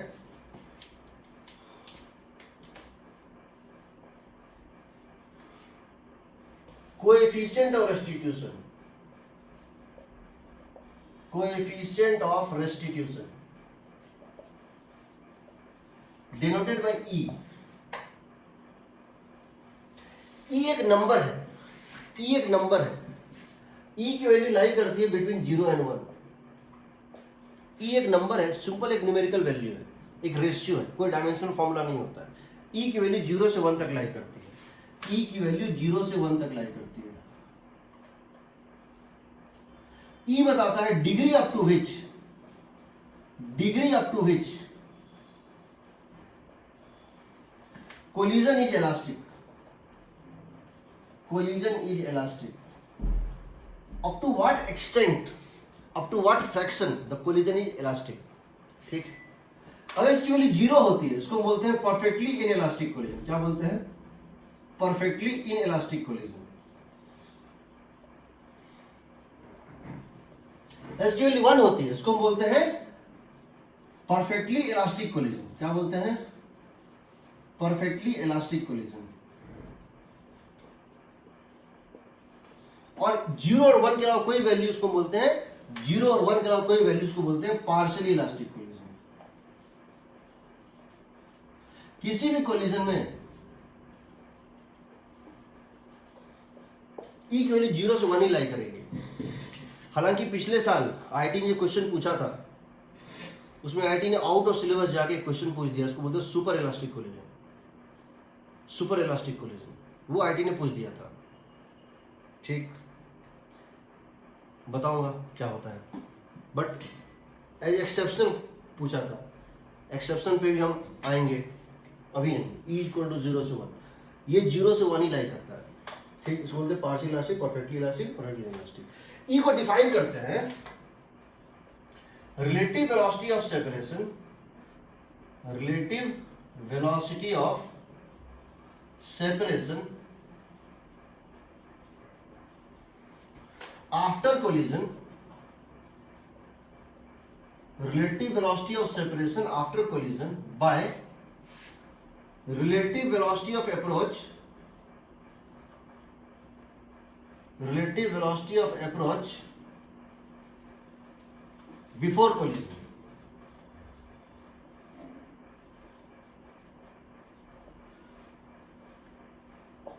E को डिफाइन करते हैं relative velocity of separation after collision by relative velocity of approach before collision. इसको जब मैं डिराइव करूंगा तो आप इसको समझ जाइएगा। अभी तुम इसको सिर्फ समझ लो कि कोलिजन के पहले क्या था, हमने क्या लिया था कोलिजन के पहले, हमने कोलिजन पहले m1 और m2 जो था, इसकी स्पीड कितनी ली थी u1, इसकी स्पीड कितनी ली थी u2, और कहा था u1 is greater than u2। Collision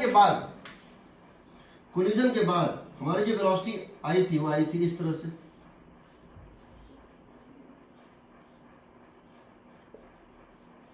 ये हो गया था v1, ये हो गया था v2। v1 is greater than v2, sorry v2 is greater than v1, यही ना। तो E को यहां डिफाइन करेंगे, पहले u1 ग्रेटर था, तो वेलोसिटी ऑफ सेपरेशन कोलिजन के बाद किस रेट से दोनों सेपरेट हो रहे हैं बताओ। Velocity of separation after collision, collision के बाद ये किस रेट से सेपरेट हो रहे हैं, v2 माइनस v1 होगा।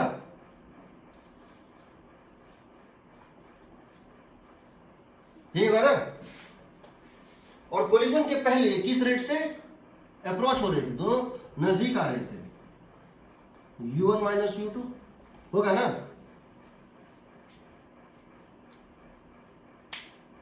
सही है।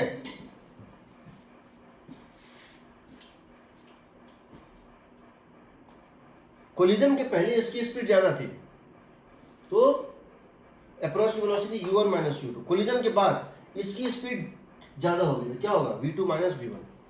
तुम चाहो तो ये कर सकते हो, जो भी u और u1 u2 में जो ऑर्डर नीचे लिए हो उसका ऑपोजिट ऑर्डर लोगे ऊपर, या तुम ये भी कर सकते हो इसको minus of v2 minus v1 by u2 minus u1। ऊपर नीचे सेम ले लो ऑर्डर, बस यहाँ माइनस साइन डाल दो। या तुम ये भी कह सकते हो E is equal to mod of v relative by mod of u relative.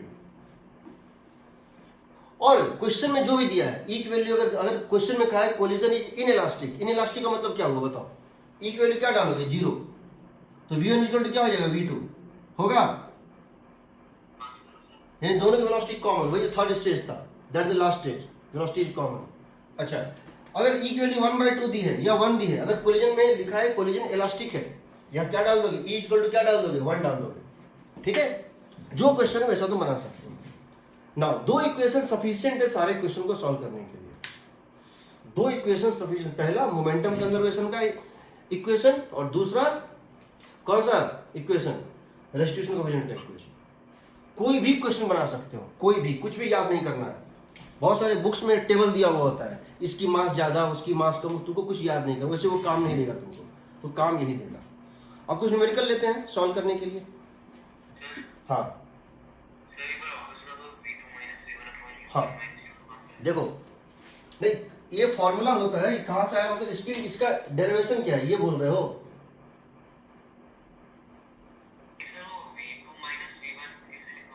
हाँ, जिस वेलोसिटी से दोनों सेपरेट हो रहा है, देखो कोलिजन के बाद इसकी वेलोसिटी ज्यादा है, कोलिजन के बाद v2 ज्यादा है, v1 कम है, तो किस रेट से दोनों सेपरेट हो रहा है बताओ? ये v1 से और ये v2 से, ये ज्यादा तेज चल रहा है ना, तो रिलेटिव वेलोसिटी क्या होगा? किस रेट से दोनों दूर भाग रहा है, तो क्या होगा? v2 माइनस v1 होगा। जिस रेट से दोनों का सेपरेशन बढ़ रहा है v2 माइनस v1, ये कोलिजन के बाद है v2 माइनस v1। कोलिजन के पहले ये आ रहा था u1 से और ये जा रहा था u2 से, तो किस रेट से दोनों नजदीक आ रहा है? u1 minus u2। देखो इसकी वजह से नजदीक जाएगा, इसकी वजह से दूर जाएगा, तो जब तुमको वेलोसिटी ऑफ सेपरेशन निकालना है, वेलोसिटी ऑफ सेपरेशन, तो दिस माइनस दिस लोगे, और जब रिलेटिव वेलोसिटी ऑफ अप्रोच निकालना है तो दिस माइनस दिस लोगे ना। जिस रेट से नजदीक आ रहा है, इसके कारण नजदीक आ रहा है, इसके कारण दूर जा रहा है, तो इसके कारण नजदीक आ रहा है तो क्या लिखोगे? u1। इसके कारण दूर जा रहा है, क्या लिखोगे? Minus u2। ये हो गया अप्रोच का। यही अगर हम पूछते हैं किस रेट से दोनों दूर जा रहा है, तो इसके कारण दूर जा रहा है, किस रेट से दूर जा रहा है, तो ये वेलोसिटी होगा पॉजिटिव, ये होगा नेगेटिव, u2 माइनस u1। तो यहाँ पे हम पहले क्या लिखे हैं? Relative velocity of approach. Approach का मतलब है ये आ रहा था u1 से, ये u2 से, ये u1 से, ये u2 से, तो जिस रेट से दोनों नजदीक आ रहा है वो होगा इसकी वजह से नजदीक आ रहा है, इसकी वजह से दूर जा रहा है, तो u1 माइनस u2 होगा। किस रेट से दोनों दूर जा रहा है कोलिजन के बाद, इसकी वजह से दूर जा रहा है, इसकी वजह से नजदीक आ रहा है, तो v2 माइनस v1। यहाँ पे देखो कैसे होता है। अब तुमको हम जो क्वेश्चन बता रहे हैं समझ लो। How to solve numericals, how to solve numericals.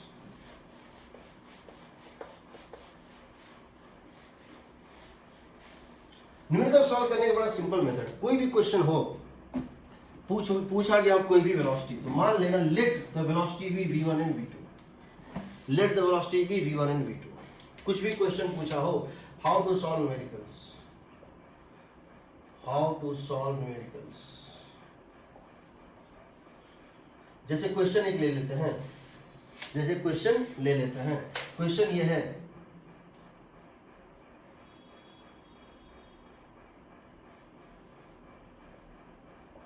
इसका मास कितना ले, जल्दी बताओ, जो बोलोगे कितना ले? 10 kg। इसका मास 20 kg। इसकी वेलोसिटी 2 मीटर पर सेकेंड। इसकी वेलोसिटी राइट लेफ्ट कुछ भी ले सकते हो, ऐसा नहीं कि राइट ही लेना है। इसकी वेलोसिटी ले लेते हैं हम इस डायरेक्शन में, हम सिर्फ सिंप्लीफिकेशन के लिए हम इसकी वेलोसिटी ले लेते हैं। सपोज पॉइंट, ये काम करते हैं 3 है ना, ये हो गया 20, हमको 30 से डिविजिबल चाहिए ताकि थोड़ा आसान है, ठीक है। इसको ले लेते हैं हम 0.25 metre per second, 1/4 metre per second. वैसे तुम कुछ भी ले सकते हो, मीटर स्क्वायर, वहाँ सबसे फ्रैक्शनल वो नहीं चाह रहा है, ठीक है।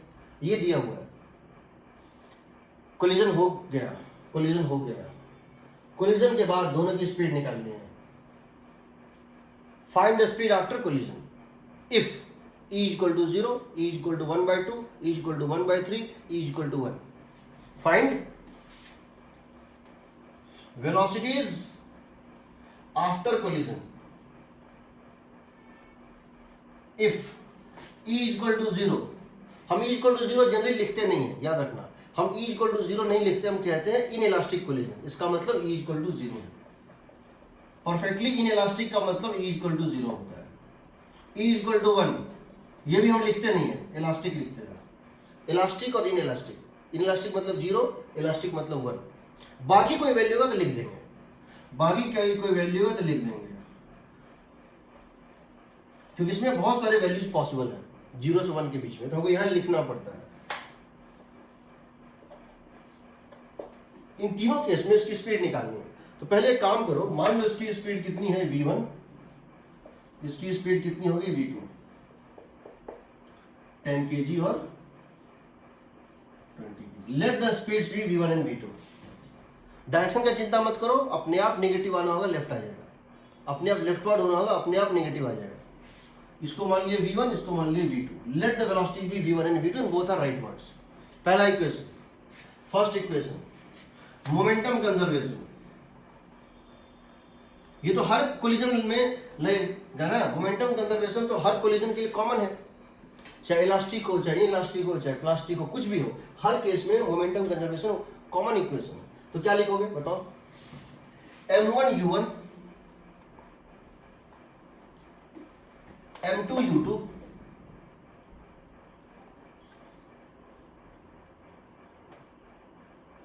इसको 0.5 मान लेते हैं, half metre per second, is equal to m1v1 plus m2v2. सही है? सही है सर. 10 से काट दो, 10 से काट दो, यहाँ 2 हो जाएगा, यहाँ 2 हो जाएगा. 2 प्लस 1 कितना हो गया? 3. 3 is equal to v1 plus 2v2 हो जाएगा. कोई भी लिख लेगा बच्चा लोग. इक्वेशन, सेकंड इक्वेशन, ई की वैल्यू होती है v2 minus v1, v2 minus v1 by u1 minus u2, 2 minus 0.5. यानी कि v2 minus v1 is equal to e times of 1.5. यही ना? सही है जी? हाँ सर सही. अब चलो, अब एक एक करके सॉल्व कर लो. Part A, e is equal to 0 डालो, e is equal to 0, v1 is equal to v2, यहां डाल दो v1 is equal to v2. कितना आएगा? v1 is equal to v2 is equal to 1 metre per second. सही है? अब मैं क्या कर रहा हूं, यहां पे e की वैल्यू डाल रहा हूं डिपेंडिंग ऑन क्वेश्चन में क्या पूछा है. और यहां से v1 v2 दो इक्वेशन और दो अननोन है, काफी है. दो इक्वेशन दो अननोन, एक दो इक्वेशन दो अननोन. v1 v2 अननोन था, एक इक्वेशन निकाला मोमेंटम कंजर्वेशन से, एक निकाला ई से, और दोनों को सॉल्व कर देते हैं. तो इन दोनों को हमने क्या किया, यहाँ डाल दिया equal to 0, v1 equal to v2, यहाँ डाल दो v2, तो v2 और v1 दोनों कितना हो जाएगा? 3. सही है ना? 1 मीटर पर सेकेंड. सही है?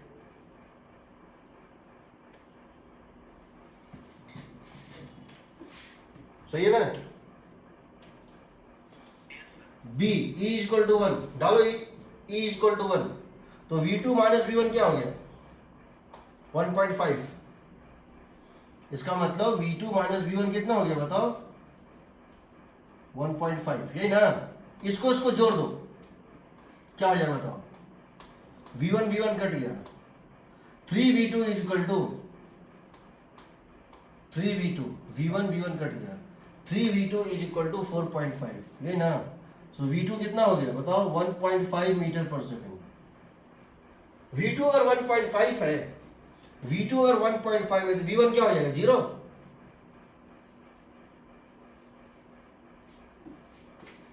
v2 को यहाँ 1.5 डालेंगे, ये और ये कट गया ना? समझ रहे हो? Yes sir. इसका मतलब क्या हो गया? ये रुक जाएगा रेस्ट पे, और इसकी स्पीड कितनी हो जाएगी? 1.5 मीटर. v1 होगा 0, v2 होगा 1.5 मीटर पर सेकेंड. तीसरा, e का वैल्यू कितना है? 1/2 या 1/3. 0 से 1 के बीच कोई वैल्यू दे सकते हो. 1/2 डाल दो, तो 1/2 यहां डालोगे तो क्या हो जाएगा बताओ? तो e इज इक्वल टू 1/2 डाल दो, तुम कर सकते हो. e/2 इज इक्वल टू 1/2 दे दोगे, आ जाएगा v2 minus v1 is equal to 1/2 का मतलब है 3/4. यही ना? अब इन दोनों को जोड़ दो तो कितना हो जाएगा बताओ? इन दोनों को जोड़ोगे तो कितना हो जाएगा? v1 कट गया, हो जाएगा 3v2 is equal to 3 plus 3/4, 15/4 ना? So v2 is equal to 5/4. 5/4, तो V1 कितना हो जाएगा 1/2, 5/4 माइनस 3/4, 2/4, 1/2, V1 हो जाएगा 1/2। जो भी है, जैसा भी क्वेश्चन आएगा तुम बना सकते हो, जैसा भी क्वेश्चन आएगा तुम बना सकते हो। 2 इक्वेशन सफिशिएंट है सारे क्वेश्चन बनाने के लिए, ठीक है। देखो एक और क्वेश्चन लेते हैं बिफोर आई। अच्छा, हम लोग का क्लास कब तक है? 6 बजे तक ना है? अच्छा, मैं सोच रहा हूँ कि टाइम हो गया, ठीक है। चलो देखो, मिटाओ, नया क्वेश्चन लो।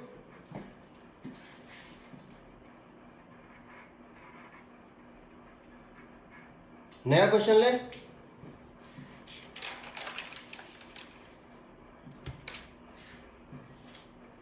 चलो नया क्वेश्चन लेते हैं।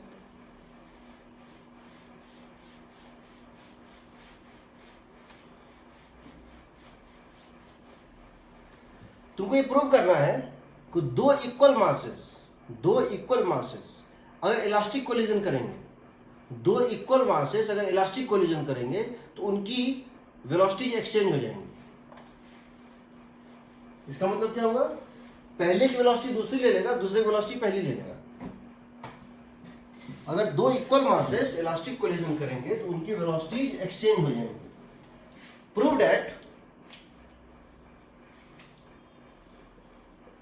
that if two equal masses undergo elastic collision,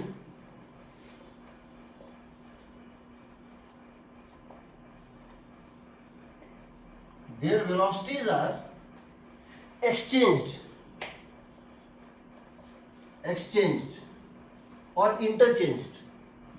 पहले की वेलोसिटी दूसरी जगह, दूसरी वेलोसिटी पहले। तुमको ये प्रूव करना है, अगर ये एक बॉल है या एक ब्लॉक है और ये दूसरा ब्लॉक है, दोनों की मास इक्वल है, इसकी स्पीड है u1, इसकी स्पीड है u2 और कोलिजन इलास्टिक है। तो अगर कोलिजन के बाद इसकी स्पीड है v1 और इसकी स्पीड है v2, तुमको प्रूव करना है कि v1 is equal to u2। Prove that v1 is equal to u2 and v2 is equal to u1। समझ रहे हो इसका मतलब? पहले की वेलोसिटी इसको मिल जाएगी, इसकी वेलोसिटी इसको मिल जाएगी, पहले की वेलोसिटी दूसरे को मिल जाएगी और दूसरे की वेलोसिटी पहले को मिल जाएगी, दोनों एक दूसरे से वेलोसिटी एक्सचेंज कर लेंगे। ये प्रूव करना है, कर दे प्रूव। क्वेश्चन समझ गए? क्वेश्चन समझ गए? कुछ नहीं करना है। Let the velocity be v1 and v2, let the velocity be v1 and v2 मान लिए। अब क्या करो? Momentum conservation. मोमेंटम कंजर्वेशन क्या बोलता है भाई? m into v1 final momentum, m into v2 must be equal to m into u1 plus m into u2। ये ना मास इक्वल है, कट गया, तो v1 plus v2 is equal to u1 plus u2। कोई डाउट?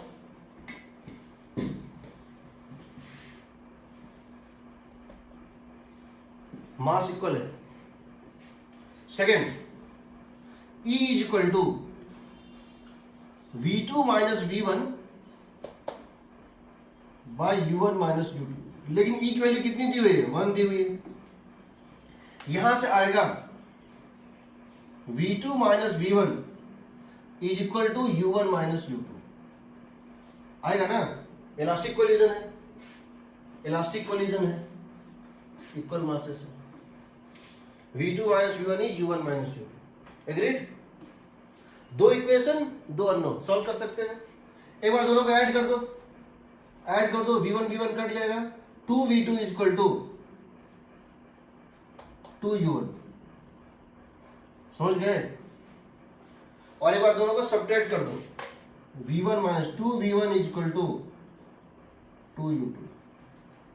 सही है ना?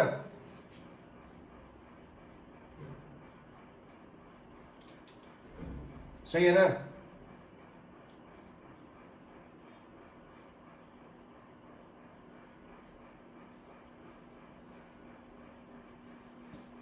सही है जी।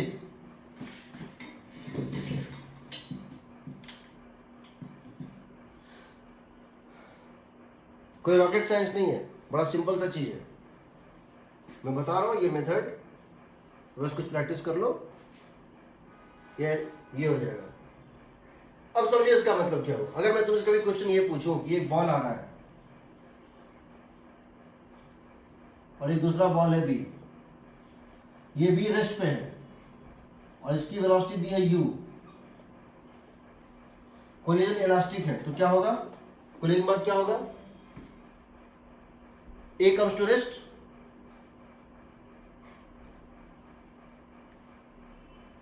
कोलिजन बाद क्या होगा? A comes to rest, correct, and B gets the velocity u. सही है? Yes. ठीक है, चलो अब समझो इस बात को। चूंकि E का एक रेंज है, चूंकि E का एक रेंज है, हर चीज का एक रेंज होगा। E का वैल्यू कहां से कहां तक लाई कर सकता है? 0 से 1 तक। इसीलिए हर चीज की वैल्यू, चाहे किसी भी टाइप की कोलिजन हो, टाइप ऑफ कोलिजन ना भी दिया हो तो भी एक रेंज में ही आएगा। इसको मिटाएं, इसको याद रखना, तुम याद कर लो। जब इक्वल मासेस इलास्टिक कोलिजन करते हैं, जो इक्वल मासेस इलास्टिक कोलिजन करते हैं तो वेलोसिटी एक्सचेंज हो जाती है। इसका यूज बहुत जगह आएगा फिजिक्स में, ठीक है? अगला क्वेश्चन ले।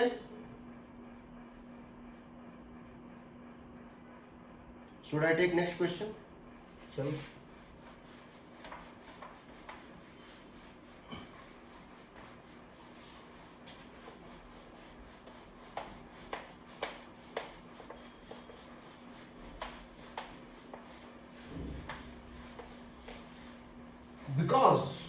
बिकॉज E का एक रेंज है, बिकॉज E का एक रेंज है।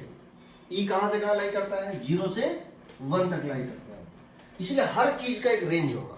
समझो, E का एक रेंज है 0 से 1 तक, इसीलिए हर एक चीज का एक रेंज आएगा।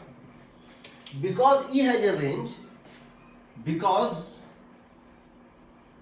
E has a range, everything has a range, everything has a range.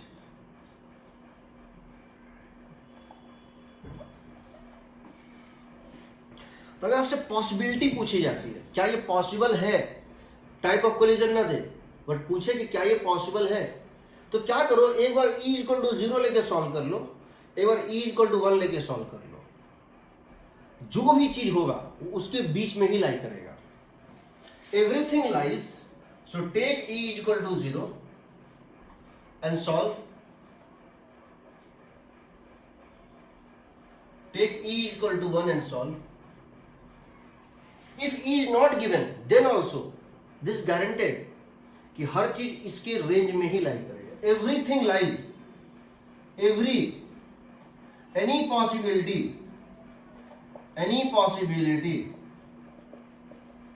lies within this range only. Example,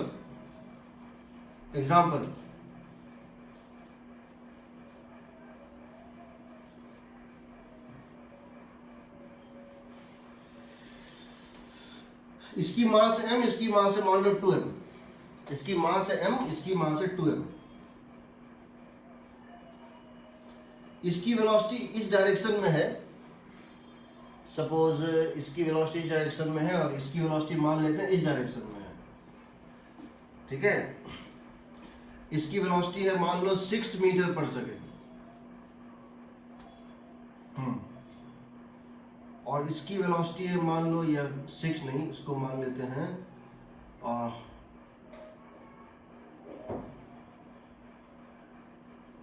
इसकी वेलोसिटी मान लेते हैं 15 मीटर पर सेकेंड, और इसकी वेलोसिटी मान लेते हैं कि 3m है तो 12 होना चाहिए,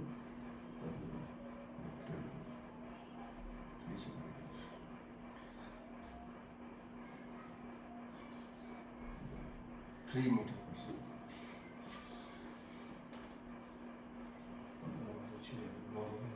ठीक ठीक है, ये m मास है, ये 2m मास है, ये इधर जा रहा है 15 और ये इधर आता है इधर। ठीक है, टाइप ऑफ कोलिजन नहीं दिया हुआ है,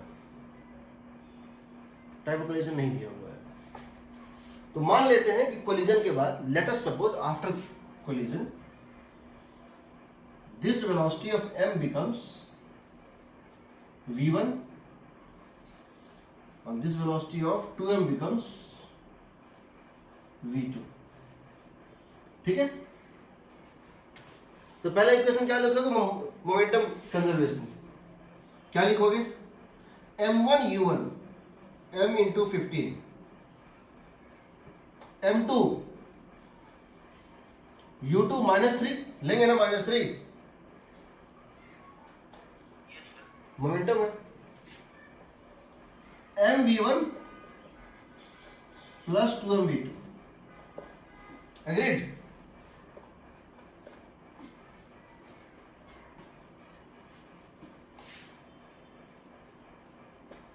कितना आ गया बताओ? v1 प्लस 2v2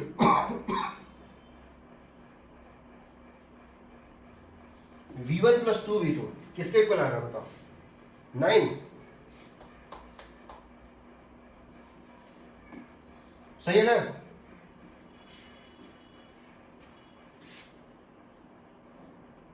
कोई डाउट नहीं? Second, E is equal to v2 minus v1 by 15 minus -3। सही है, यानी 18। क्या रिलेटिव वेलोसिटी ऑफ अप्रोच 18 था?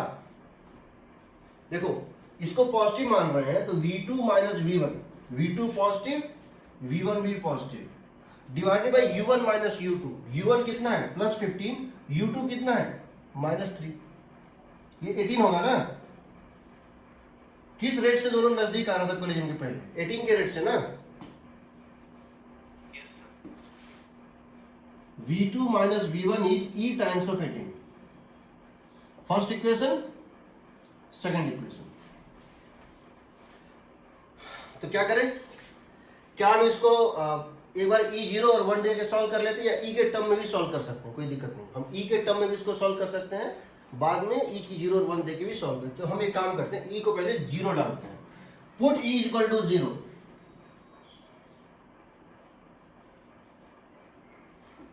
यानी v1 is equal to v2, यही ना? तो v1 is equal to v2 किसके इक्वल आएगा बताओ? 3 आएगा जी। अगर यहां e की वैल्यू डाल दे 0, एक एक्सट्रीम वैल्यू e की 0 है और एक एक्सट्रीम वैल्यू 1 है, एक एक्सट्रीम डालते है लोअर एक्सट्रीम, e की वैल्यू डाल दिए 0। जब e की वैल्यू दे दिए 0 तो बताओ, ये हो गया vanish, v1 is equal to v2, v1 equal to v2 डालोगे तो v1 कितना आ जाएगा? 3 आएगा ना? दूसरा, put e is equal to 1, यहां e को डाल दो 1, इलास्टिक कोलिजन। अब सॉल्व करो, v2 minus v1 is, so you would get v2 minus v1 is equal to 18। इन दोनों को सॉल्व करना है, दोनों को ऐड कर दोगे, दोनों को ऐड कर दो, v1 और माइनस v1 कट गया, v2 3v2 हो गया 27, 3v2 हो गया 27, v2 कितना हो गया? v2 कितना हो गया? 9 मीटर पर सेकेंड। अगर हम v2 को यहाँ 9 डाल दें और v2 को यहाँ 9 डाल दें तो v1 कितना आएगा? v2 को 9 डाल दो, v2 को 9 डाल दो तो v1 कितना आएगा? -9। आएगा जी। Yes sir. अब जरा देखो, अब जरा देखो, ई को तुम 0 से 1 तक वेरी करा सकते हो। तुम ई का वैल्यू 0 से 1 तक वेरी करा सकते हो। डिपेंडिंग ऑन दैट V1 की वैल्यू, जब ई की वैल्यू 0 से 1 तक जा रही है, जब ई की वैल्यू 0 से 1 तक जा रही है, जब ई की वैल्यू 0 से 1 तक जा रही है, तो V1 की वैल्यू 3 से -9 तक जा रही है। जब ई की वैल्यू 0 है तो V1 की वैल्यू -3 से +3 से -9 तक जा रही है ना। और V2 की वैल्यू +3 से कहां तक जा रही है? 9 तक जा रही है, ना। समझ रहे हो कि नहीं? V1 की वैल्यू एक एक्सट्रीम में कितनी थी? 3, और एक एक्सट्रीम में कितनी थी? -9। V2 की वैल्यू एक एक्सट्रीम में क्या थी? 3, दूसरे में क्या थी? +9। अब बताओ, मैं तुम्हें पूछना चाहता हूं, क्या V1 0 हो सकता है? क्या ऐसा हो सकता है कि कोलिजन के बाद पहला ब्लॉक रेस्ट पे चला है? क्या इसके रेंज में 0 है? हो सकता है। और सॉल्व करके निकालो, निकल जाएगा। सॉल्व करके निकालोगे तो ई का वैल्यू निकल जाएगा। मैं दोनों चीज करता हूं। पहले मैं ये जानना चाहता हूं, क्या V1 हो सकता है कि कोलिजन के बाद V1 रेस्ट पे हो? तो 3 और माइनस, जब 3 से ये चेंज होकर -9 जाएगा तो 0 तो क्रॉस करेगा। हो सकता है। क्या ऐसा हो सकता है कि सेकंड ब्लॉक रेस्ट पे हो कोलिजन के बाद? No sir. नहीं हो सकता, नहीं हो सकता। और मैं जानना चाहता हूं, कोलिजन के बाद what the minimum possible kinetic energy of block 1? Block 1 की मिनिमम पॉसिबल काइनेटिक एनर्जी क्या है? 0, क्योंकि 0 है इसके बीच में। What is the minimum possible kinetic energy of V2? Block 2 half into 2m into 3 square, यही ना? 9m हाँ, 9m जो भी है, half into 2m into 3 square. और मैं तो ये पूछूं, क्या ऐसा हो सकता है कि कोलिजन के बाद ये ब्लॉक राइट वर्ड चल रहा हो with speed of 4 metre per second? पहला ब्लॉक राइट वर्ड चल रहा हो with speed of 4 metre per second. हो सकता है कि नहीं? नहीं हो सकता। नहीं हो सकता। क्या ऐसा हो सकता है कोलिजन के बाद इसकी स्पीड राइट वर्ड हो 2 metre per second? Yes sir, हो सकता है ना? Is it possible that after collision the velocity of the first block is 2 meter per second rightward? If yes, then find coefficient of restitution in that case. या मैं तुमसे अभी एक simple सा ये कर रहे हैं, is it possible that first block comes to rest after collision? Yes. Is it possible that the first block comes to rest after collision? Yes.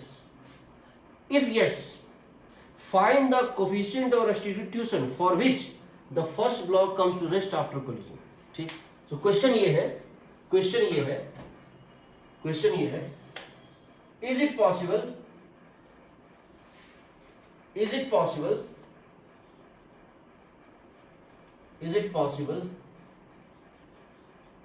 that first block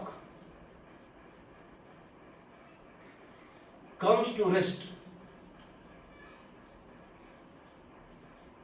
after collision? Answer is yes.